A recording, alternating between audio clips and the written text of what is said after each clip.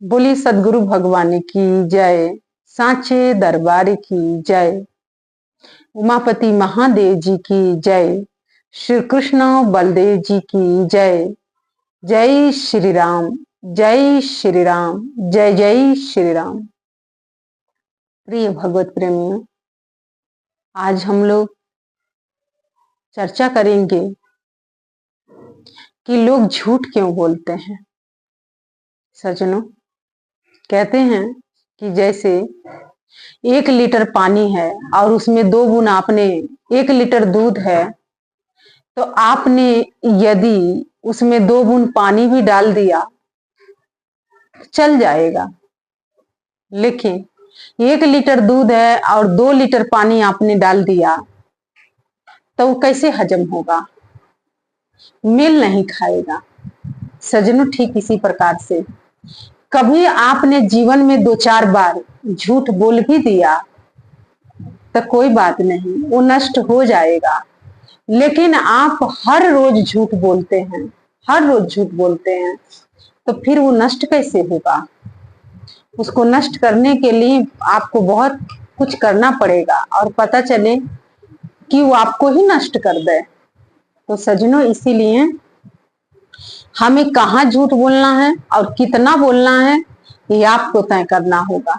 बहुत से लोग हैं बातों बातों में झूठ बोलते रहते हैं, और जानते हैं एक झूठे व्यक्ति के पहला पहचान यही होता है कि वो बात करते समय ये कहता है कि हम झूठ नहीं बोलते हैं।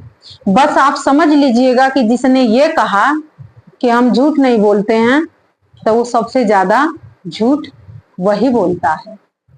सज्जनों, इसीलिए हम इस झूठ से कैसे बच सकते हैं। तो सज्जनों, झूठा व्यक्ति मिथ्याचारी होता है, कपटी होता है, छल रखता है।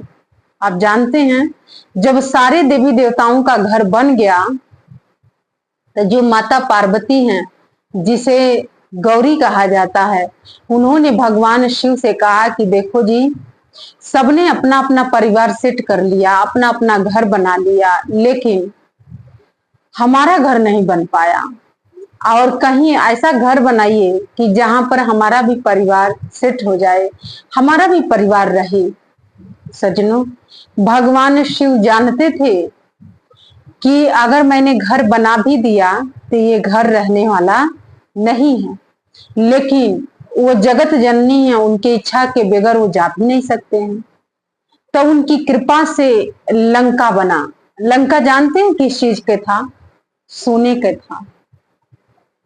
भगवान ने लंका नगरी के स्वर्ण से बनवाया, और जो महल स्वर्ण से बना और तैयार हुआ, तो आप जानते हैं जब नया कोई घर बनता है तो गृह प्रवेश करवाया जाता है, और गृह प्रवेश करवाने के लिए किसी को बुलाया जाता है, लेकिन उसमें बुलाया गया रावण के पिता को। रावण के पिता आए, लेकिन अपने साथ अपने बच्चे को भी लेके आए थे, रावण को भी लेके आए थे। तो सज्जनों, रावण जब आते हैं और उनके पिताजी और रावण जी जब गृह प्रवेश करवा देते हैं वो लोग, तो अंत में भगवान शिव ने कहा कि आपकी दक्षिणा क्या हुआ, आप दक्षिणा मांगिए। तो सज्जनों, रावण ने अपने पिताश्री से कान में कहा कि ये घर ही दक्षिणा में मांग दो। तो अगर पिता को ये कहना चाहिए था कि नहीं पुत्र, घर नहीं मांगना है, हमें भक्ति मांगना है, तो उसने कहा कि मैं तो नहीं कह सकता हूं, तुम तो कह सकते हो। सज्जनों, और रावण ने भगवान शिव से कहा कि हे प्रभु, आप मुझे दक्षिणा देना ही चाहते हैं तो ये स्वर्ण से जो घर बना है, महल जो बना है, वो आप हमें दक्षिणा में दे दीजिए। भगवान शिव ने कहा कि तथास्तु, ठीक है, मैं आपको ये दक्षिणा में घर दे रहा हूं। भगवान तो आशुतोष हैं, शीघ्र प्रसन्न होते हैं और रुष्ट भी होते हैं। भगवान ने तो वो महल दे दिया, लेकिन जो माता पार्वती हैं, जिसे गौरी कहा जाता है, माता ने कहा कि हमारे मन का एक अरमान था कि मेरा भी कोई घर हो जिसमें हमारा परिवार सेट हो जाए, जिसमें हम लोग भी रहें, गर्मी से बचे, धूप से बचे, ठंड से बचे, बारिश से बचे। लेकिन तुमने हमारे मन के अरमान को गिरा दिया है, तो एक दिन तुम्हारा सारा परिवार ही गिर जाएगा और तुम कभी इस घर में रह के शांति को प्राप्त नहीं कर सकते हो। सजनों, ये किसने कहा? माता जगत जननी ने श्राप दे दिया।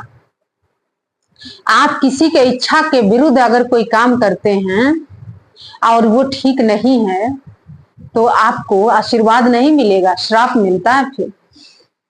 और भगवान शिव और माता पार्वती और उनके पुत्र हैं कार्तिकेय और गणेश जी, उनकी पुत्री हैं अशोक सुंदरी, और ये लोग वहां से प्रस्थान कर जाते हैं।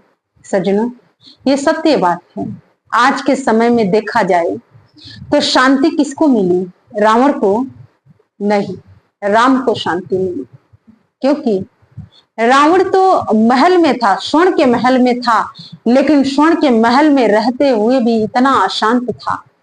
लेकिन भगवान श्री राम 14 वर्ष के वनवास में थे। वन में क्या मिलता है? न खाने पीने के सामग्री, न सोने का कहीं स्थान, न नहाने के लिए कहीं जल, धूप से राहत नहीं, बारिश से राहत नहीं, ठंड से राहत नहीं, लेकिन उसमें भी उन्होंने शांति को प्राप्त किया। तो सज्जनों, आज हम गर्व से कहेंगे कि भगवान राम जी की पूजा होती है, घर घर में उनका फोटो लगाया जाता है, राम दरबार के फोटो लगता है, लोग उनकी पूजा अर्चना करते हैं। लेकिन गलियों में आज रावण के पुतला बना के जलाया जाता है। क्यों?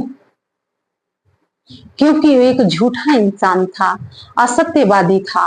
इसीलिए सज्जनों, तो बहुत से लोग हमसे कई बार यह प्रश्न करते हैं कि दीदी, अगर हम सत्य बोलेंगे तो फिर तो हमारा बिजनेस नहीं चलेगा। तो सज्जनों, हम ये कहते हैं कि अभी तो आप असत्य बोलते हैं, झूठ बोलते हैं, तो इतना आगे पहुंचे हैं। तो जब आप सत्य पर चलेंगे, सत्य बोलेंगे, सत्य का आचरण करेंगे, तो कहां तक पहुंच जाएंगे? सज्जनों, बहुत आगे तक पहुंचेंगे। अभी झूठ का पसारा इतना है तो सत्य का पसारा कितना होगा? वो बहुत होता है। तो सज्जनों, इसीलिए कभी भी असत्यवादी नहीं बनना चाहिए, सत्यवादी बनो। और राम जी से और रावण से ये सीखना होगा, क्योंकि रावण सोने के महल में था लेकिन फिर भी शांति नहीं मिली, और हर साल गलियों में रावण के पुतला बना के जलाया जाता है, लेकिन हर दिन राम जी की पूजा वंदन किया जाता है, उनकी अर्चना की जाती है, क्योंकि वो सत्यवादी थे और वह असत्यवादी था। यही अंतर होता है सत्य में और असत्य में। तो सज्जनों, इसीलिए आप सत्यवादी बनिए, असत्यवादी ना बनिए। क्योंकि अगर आप असत्यवादी बनेंगे तो आपको जो सफलता मिली है उससे आपको हाथ धोना पड़ जाएगा। लेकिन अगर आप सत्यवादी हैं तो आप दिन प्रतिदिन आपकी कीर्ति बढ़ती ही जाएगी। इसीलिए सज्जनों, सत्यवान बनिए, सत्यनिष्ठ रहिए, झूठ मत बोलिए। क्योंकि जैसे 1 लीटर पानी में अगर 1 लीटर दूध में यदि 2 लीटर आपने पानी मिला दिया तो वो दूध कोई नहीं लेगा, सबको पता चल जाएगा कि इसमें पानी मिला है। लेकिन यदि उस दूध में 2 से 3 बूंद पानी मिला देंगे तो वो दूध उस पानी को पचा लेगा। तो सज्जनों, ऐसे ही जीवन है।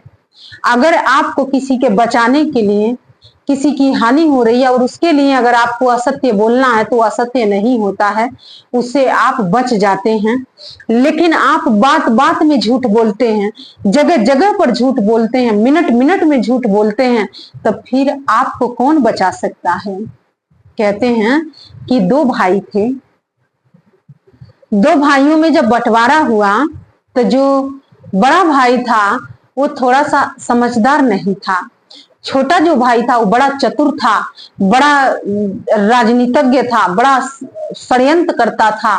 तो उसने कहा, जब बंटवारा हो रहा था तो उसने घर की सारी अच्छी अच्छी वस्तुएं अपने में रख लिया और बड़े को उसने सबसे खराब वाली वस्तु दे दिया।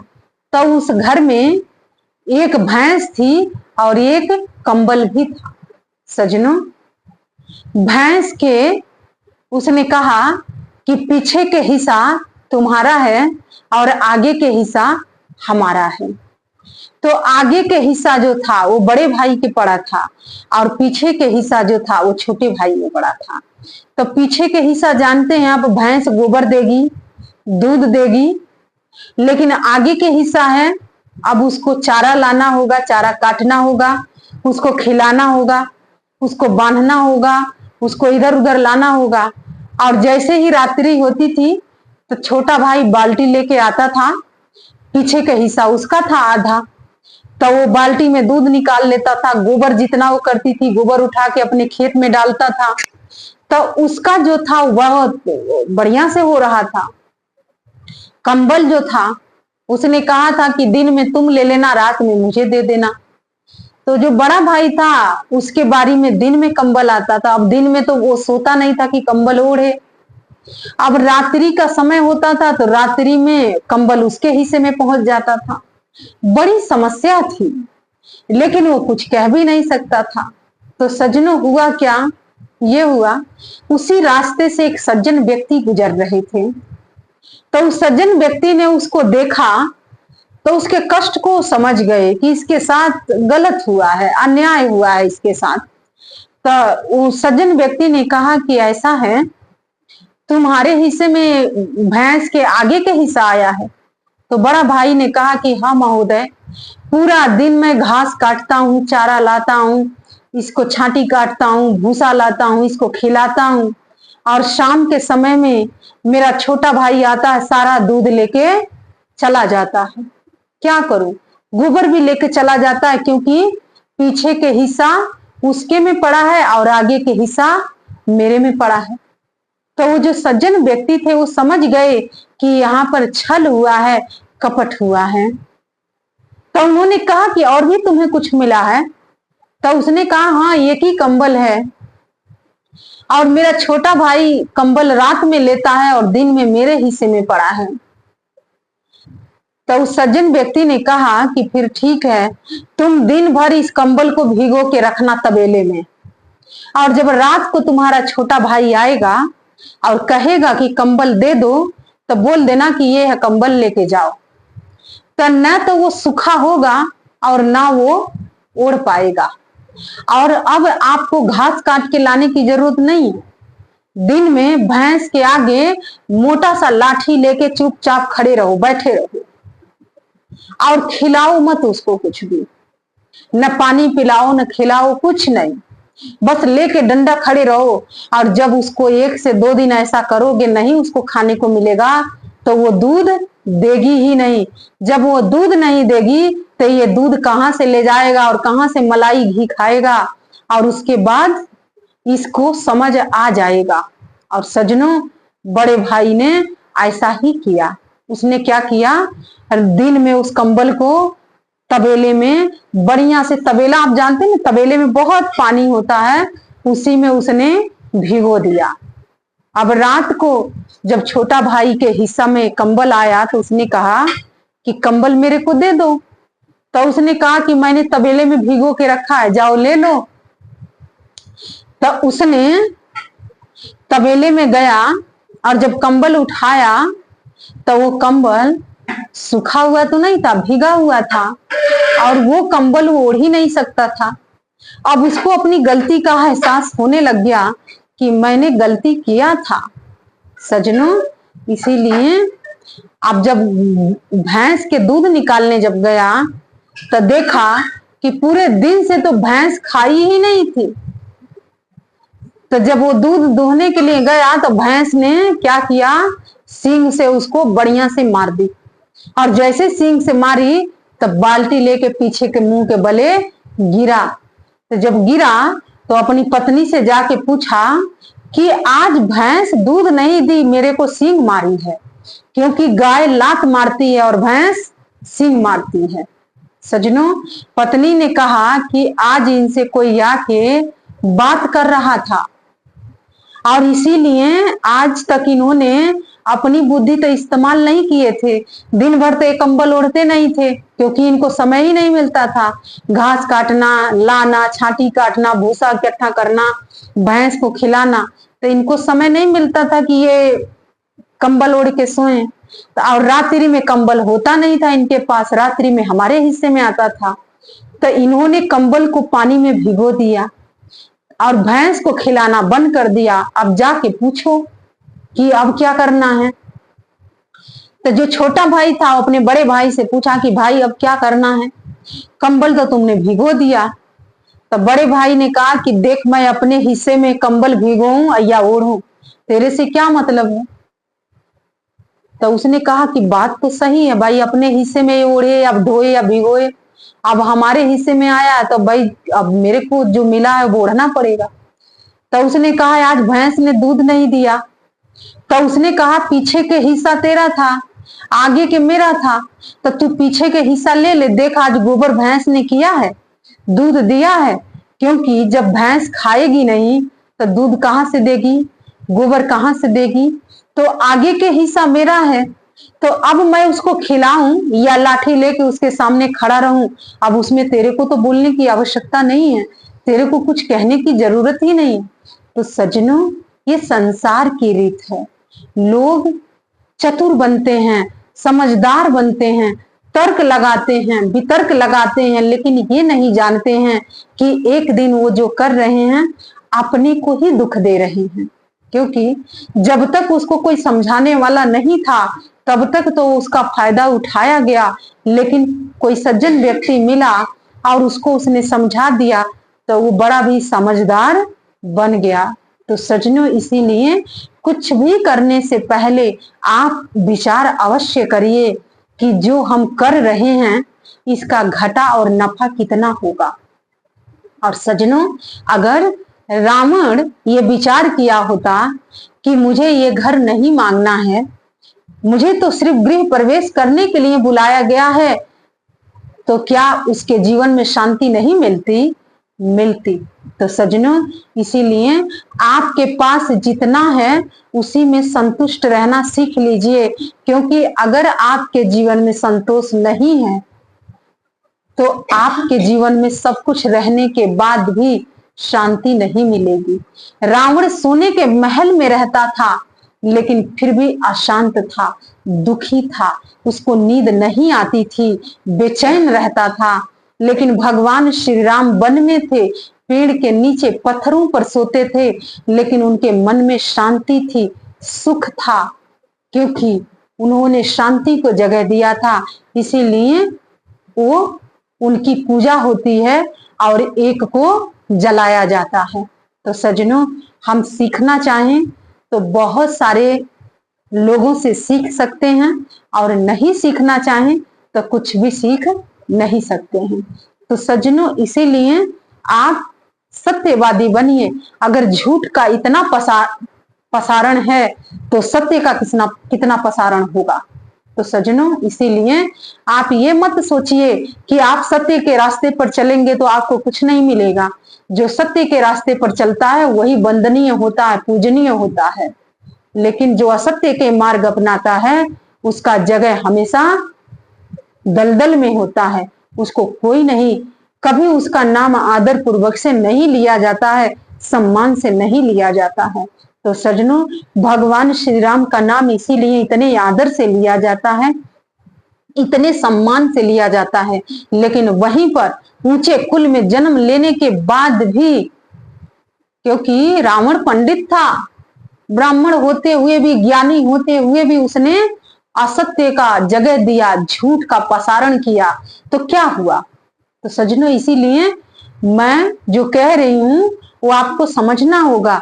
न कोई छोटा है और न कोई बड़ा है, न कोई ऊंच है न कोई नीच है, न कोई जात है न कोई बिरादर है। अगर जो कुछ है वो कर्म है, अच्छे कर्म। इसलिए बाबा ने बहुत सुंदर लिखा है, कर्म प्रधान विश्व कर राचा, जो जस करहु तस फल चाखा। कि आपने जो किया है वो आपको एक दिन लौट के मिलना ही है, उसमें कोई छीना झपटी नहीं कर सकता है सज्जनों।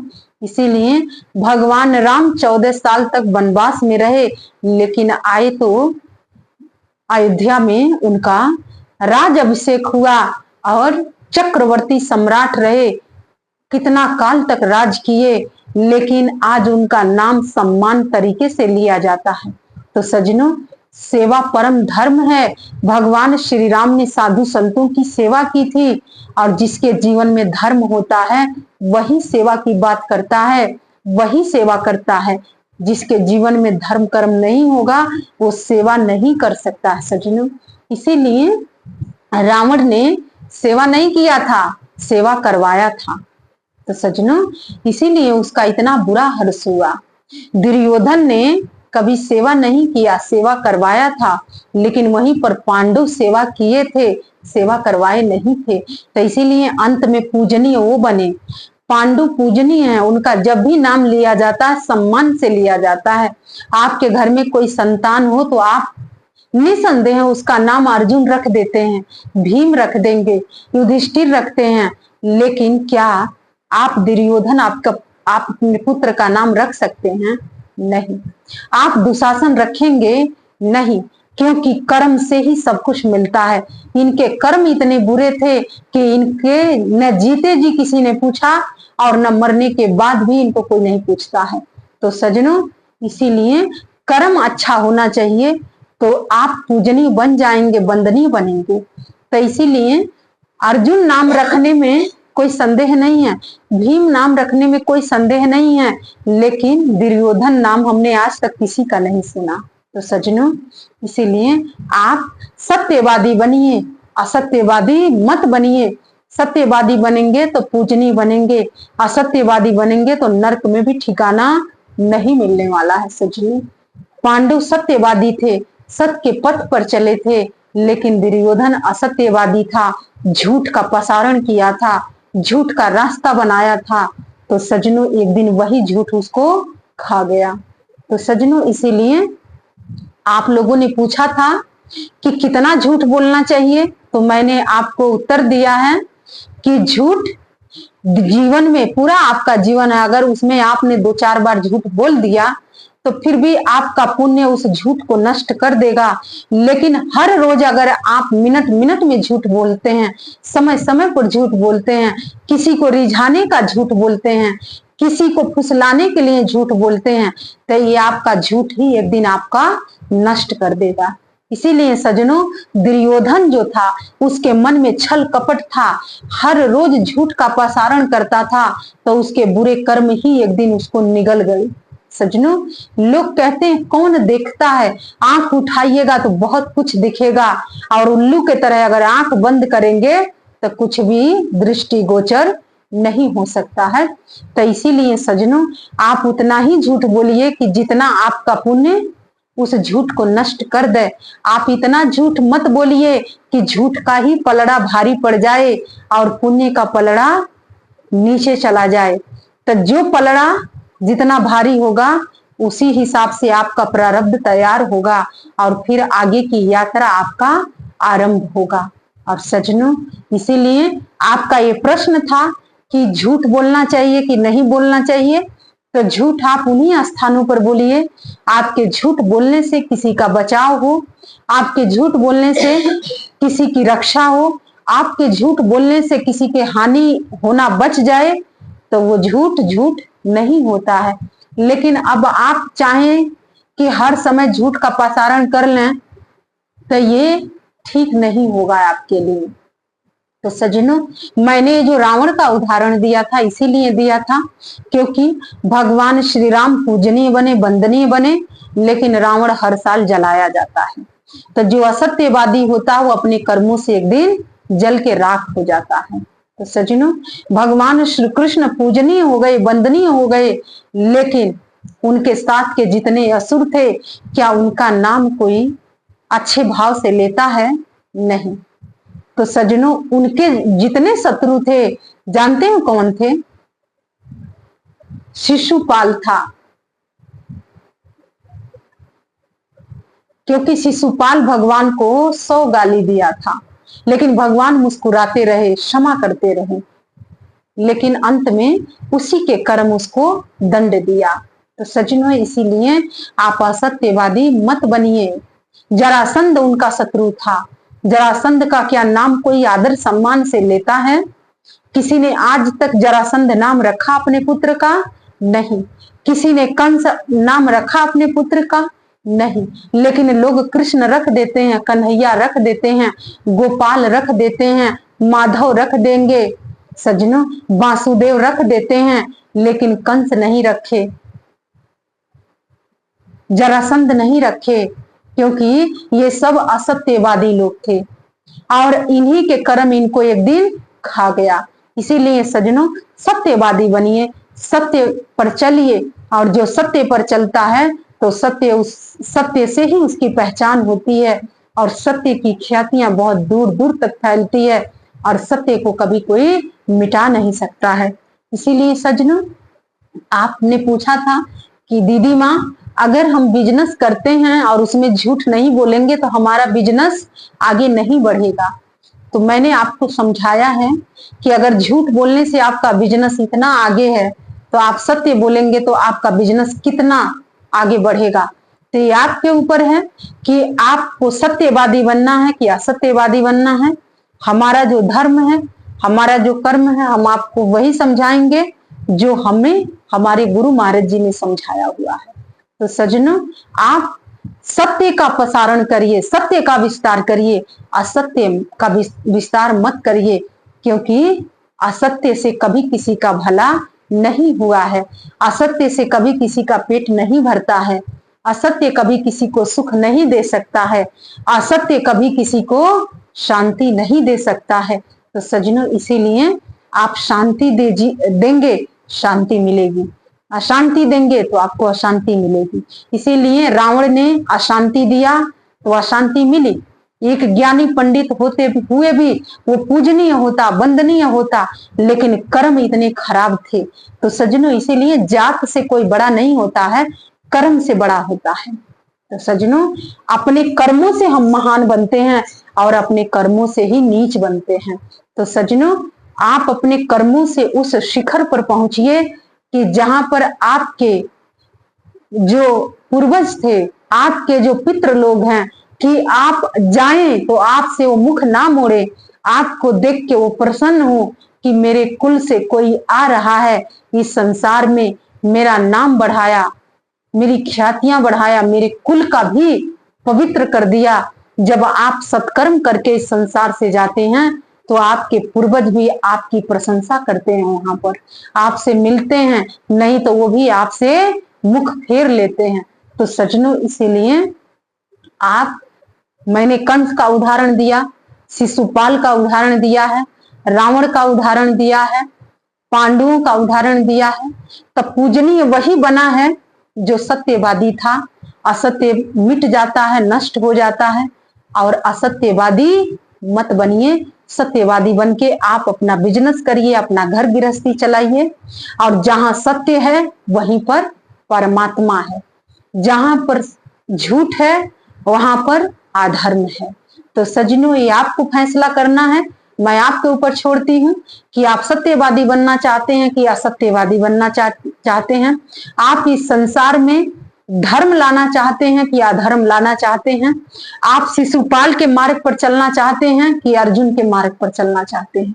आप दुर्योधन के पथ पर चलना चाहते हैं कि युधिष्ठिर के पथ पर चलना चाहते हैं। आप रावण के पथ पर चलना चाहते हैं कि श्री रामचंद्र जी के पथ पर चलना चाहते हैं। आप कंस के मार्ग पर चलेंगे कि कृष्ण की नीतियों को अपनाना चाहते हैं। ये सब कुछ आपके ऊपर है, क्योंकि हमने अपने महापुरुषों से और अपने इष्ट देवता से जो हम लोगों ने सीखा वो हम आपको बता रहे हैं, और आगे भी बताते रहेंगे कि आप सत्यवादी बनिए। आप सत्यवादी रहेंगे तो वहीं पर धर्म होगा, और जहां धर्म होगा वहीं पर शांति होगी, वहीं पर सुख होगा, वहीं पर समृद्धि होगी। इसीलिए बाबा ने बहुत सुंदर मानस में लिखा है, गोस्वामी तुलसीदास जी ने, कि जहां सुमति तहां संपत्ति निधाना, और जहां कुमति तहां विपत्ति निधाना। तो सज्जनों, ये आपके ऊपर है कि आप अपने घर में सुख समृद्धि लाना चाहते हैं की विपत्ति लाना चाहते हैं। जहां पर कलह कलेश होता है, जहां पर लड़ाई झगड़ा होता है, वहां पर कुमति आती है, वो धन संपत्ति भी नष्ट हो जाता है। लेकिन जहां पर सुमति आती है, वहां पर आपके धन में वृद्धि होता है, आपके कुल में वृद्धि होता है, आपके सुख समृद्धि आपके घर में लौट आती है, श्री आती है आपके घर में। तो सज्जनों, इसीलिए जब भी आपके मन में, बहुत से लोग कहते हैं मन भटक रहा है, मन कैसे भटकेगा? क्योंकि आपने मन के अधीनता स्वीकार किया। आप सुबह उठते हैं, कथा सुनिए, सत्संग सुनिए, क्योंकि आप जो सुनेंगे उसका असर आपके मन पर रहेगा। आपके मन में बुरे विचार आते हैं, आप नहाते हैं, जय श्री राम करिए। आप भोजन बनाते हैं, श्री नारायण का जाप करिए। आप कपड़ा धोते हैं, आप बर्तन धोते हैं, आप घर में झाड़ू लगाते हैं, आप अकेले बैठे हैं, आप भगवान का कीर्तन करिए। लोग कहते हैं हमारे घर में ढोलक नहीं है, मजीरा नहीं, हारमोनियम नहीं। सज्जनों, इस चीज की आवश्यकता नहीं है। आवश्यकता आपके अंदर के है कि आप कहीं भी रहिए, आप अपने मन में भगवान का चिंतन करिए। श्री राम बोलिए। श्री नारायण नारायण नारायण, श्रीमन नारायण नारायण नारायण। प्रिया जी का नाम बोलिए। श्री राधे राधे राधे राधे राधे राधे। आप किसी को भी, जिसको भी मानते हैं, उसी का नाम का जाप करते रहिए। कपड़ा धोइए, बर्तन माजिए, घर में झाड़ू लगाइए, भोजन बनाते समय देखिए आपका मन कितना शांत होगा। और जब आप शांत रहेंगे तो जो आपके आसपास आएगा वो भी शांत रहेगा। सज्जनों, इसीलिए मन के हारे हार है और मन के जीते जीत है। बहाना कोई नहीं चलेगा। आप सत्यवादी बनिए, मैं इतना जानती हूँ।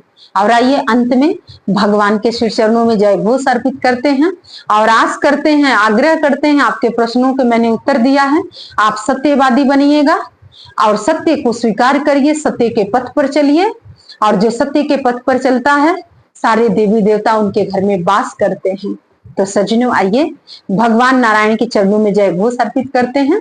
बोलिए वृंदावन बिहारी लाल की जय, श्री राधे रानी सरकार की जय, उमापति महादेव जी की जय, श्री कृष्ण बलदेव जी की जय, पूज्य गुरुदेव जी की जय।